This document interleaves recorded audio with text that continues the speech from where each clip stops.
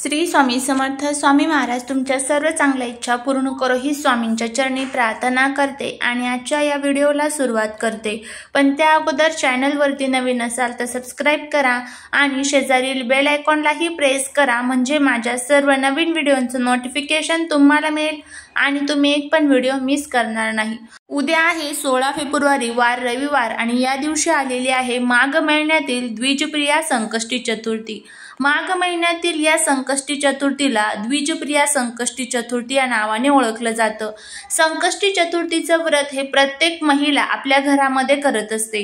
हे व्रत का केलं जातं तर आपल्या मुलांच्या दीर्घायुष्यासाठी, आपल्या सुखी संसारासाठी आणि त्याचबरोबर अखंड सौभाग्यासाठी हे व्रत केलं जातं। त्याचबरोबर संकष्टी चतुर्थीच्या दिवशी आपण गणेशाची पूजा करत असतो। गणपती जे आहेत तर ते विघ्नहर्ता, संकटमोचन, बुद्धीचे देवता आहेत।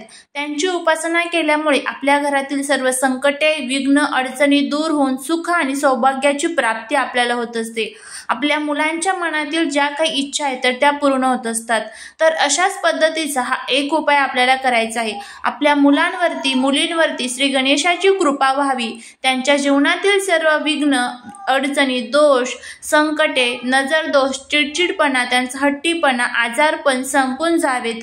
त्याचबरोबर त्यांच्या अभ्यासात प्रगती व्हावी, नोकरीत त्यांना खूप भरघोस यश मिळावं, त्यांच्या मनातील ज्या काही इच्छा आहेत तर त्या इच्छा पूर्ण व्हाव्यात, यासाठी हा एक प्रभावी उपाय आपल्या ज्योतिषशास्त्रामध्ये संकष्टी चतुर्थीच्या दिवशी करण्यासाठी सांगितला जातो। त्यामुळे आपण आज या व्हिडिओमध्ये हा उपाय कशा पद्धतीने करायचा आहे, कोणत्या वेळेमध्ये करायचा आहे, त्याबद्दलची संपूर्ण माहिती घेणार आहोत। हा व्हिडिओ तुम्ही स्किप न करता शेवटपर्यंत पाहत रहा। चॅनलवरती नवीन असाल तर सबस्क्राइब करा, त्याचबरोबर बेल आयकॉनलाही प्रेस करा आणि आपल्या मुलांवरती श्री गणेशाची कृपा होण्यासाठी कमेंटमध्ये ओम गम गणपते नमः लिहायला अजिबात विसरू नका। आत्ताच्या या सध्याच्या धावपळीच्या जीवनामध्ये प्रत्येक आईला आपल्या मुलांची खूप काळजी असते।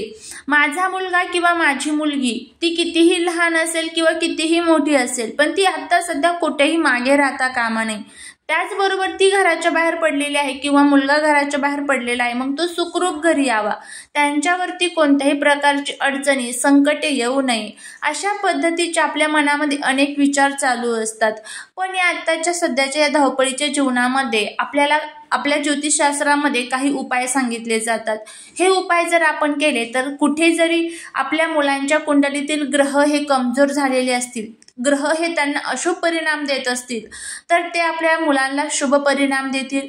त्याचबरोबर नोकरीमध्ये काही अडचणी येत असतील तर त्या अडचणी त्यांच्या दूर होतील, त्यांच्या करिअरमधील अडचणी दूर होतील, अभ्यासातील अडचणी दूर होतील आणि त्याचबरोबर त्यांना भरघोस यश देखील मिळेल। तर असा हा प्रभावी उपाय हा तुम्ही मुलांसाठी, मुलींसाठी करू शकता। आणि त्याचबरोबर हा उपाय आपल्याला उद्या संध्याकाळी 5 ते 7चा जो कालावधी असतो, ज्यावेळेस माता लक्ष्मी आपल्या घरामध्ये येत असते, या कालावधीमध्ये तुम्हाला हा उपाय करायचा आहे। नाही तुम्हाला 7 पर्यंत शक्य तर रात्री 10 वाजेपर्यंत, 11 वाजेपर्यंत तुम्ही हा उपाय करू शकता, काहीच अडचण नाही। ज्यावेळेस तुमचे मुलं किंवा मुलगी घरी येईल त्या वेळेमध्ये करा। वयाची कोणतीही मर्यादा नाहीये, तुमचा मुलगा किंवा मुलगी कितीही लहान असली तरीही चालेल, त्यांच्यासाठी तुम्ही हा उपाय करू शकता। या उपायासाठी आपल्याला एक उतारा तयार करायचा आहे आणि हा उतारा आपल्याला आपल्या मुलांवरनं उतरवून फेकायचा आहे। हा उतारा कसा तयार करायचा याची आता आपण माहिती घेणार आहोत। त्यामुळे जर तुम्हाला हा व्हिडिओ आवडला तर चॅनलला सबस्क्राइब करा आणि त्याचबरोबर कमेंटमध्ये जय माता लक्ष्मी लिहायला विसरू नका, जेणेकरून माता लक्ष्मीची तुमच्या मुलांवरती भरभरून कृपा होईल।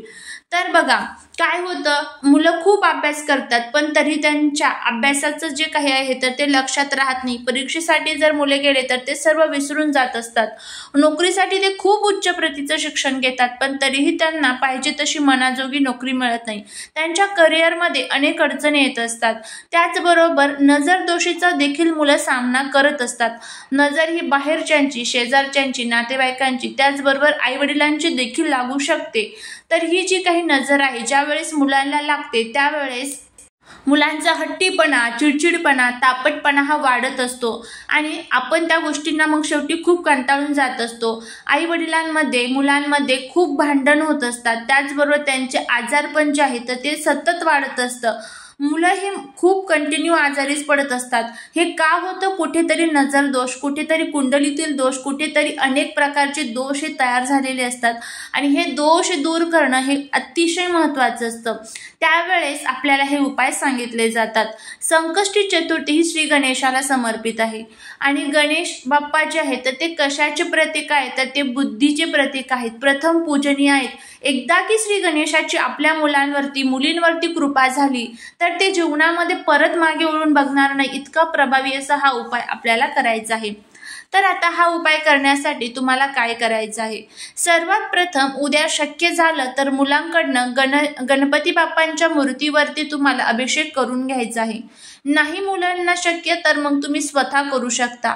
त्यानंतर तुम्ही गणपती अथर्व शीर्षमचं पठण करायचं आहे. मुलांकडनं देखील म्हणून घ्यायचं आहे.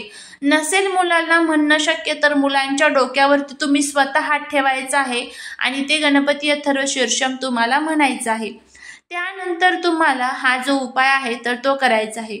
हा उपाय करत असताना तुम्हाला काय करायचं आहे? तर सर्वात प्रथम तुम्हाला काही वस्तू घ्यायच्या आहेत.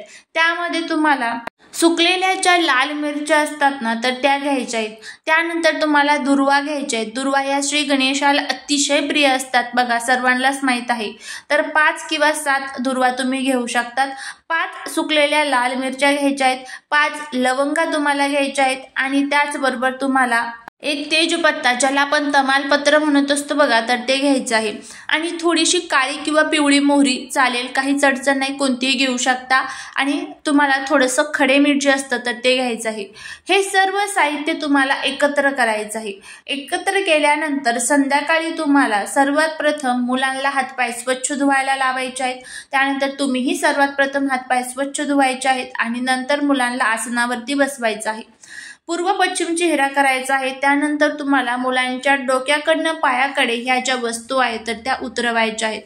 उतरवत असताना माझ्या मुलांना जी कोणाची नजर लागलेली असेल, ती आलेल्यांची गेलेल्यांची घराची बाहेरच्यांची जी कोणाची नजर लागलेली असेल तर ती निघून जाऊ दे, अशा पद्धतीचा भाव तुम्हाला तुमच्या मनामध्ये ठेवायचा आहे. आणि त्यानंतर 7 वेळेस हा उतारा मुलांच्या डोक्याकडनं पायाकडे तुम्हाला उतरवायचा आहे. उतरवल्यानंतर हा उतारा तुम्हाला थोडासा कापूर घ्यायचा आहे. एखाद्या भांड्यामध्ये घ्या, प्लेटमध्ये घ्या आणि त्यामध्ये हा कापूर तुम्हाला प्रज्वलित करायचा आहे आणि त्यामध्ये या वस्तू ज्या आहेत तर त्या जाळून टाकायच्या आहेत. जळत असताना देखील माझ्या मुलांची नजर जी आहे तर ती निघून गेलेली आहे, अशा पद्धतीचा भाव ठेवायचा.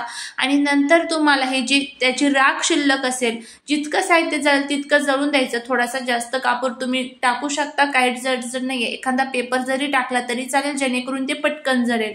त्यानंतर हे सर्व साहित्य जे आहे तर ते एखाद्या पेपरमध्ये किंवा पिशवीमध्ये तुम्हाला घ्यायचं आहे आणि ते तुमच्या घराच्या बाहेर येऊन तुम्हाला दक्षिण दिशेला टाकून द्यायचं आहे आणि घरी यायचं आहे. घरी येत असताना परत मागे वळून बघायचं नाही. घरी यायचं, हातपाय स्वच्छ धुवायचे आणि त्यानंतर घरामध्ये प्रवेश करायचा. आणि हा उपाय केल्यानंतर मुलं बाहेर जाऊ शकतात, काहीच अडचण नाही. जर आईला पिरियड्स वगैरे असेल तर वडील करू शकतात किंवा इतर कोणतंही तुमचं नातं असेल, आजी असेल, आजोबा असेल, मावशी, काका, कोणीही करू शकतं, काहीच अडचण नाही आहे. फक्त सुतक जर असेल तर तुम्हाला हा उपाय करता येणार नाही. तर अशा पद्धतीने तुम्हाला हा उपाय जो आहे तर तो करायचा आहे. अगदी साधा सोपा उपाय आहे, तुम्ही करून बघा, नक्कीच तुम्हाला त्याचा जो फायदा आहे तर तो होईल. झालेली सेवा ही महाराजांच्या चरणी रुजू करते. व्हिडिओ जर आवडला असेल तर लाईक, शेअर आणि सबस्क्राईब करायला विसरू नका. श्री स्वामी समर्थ.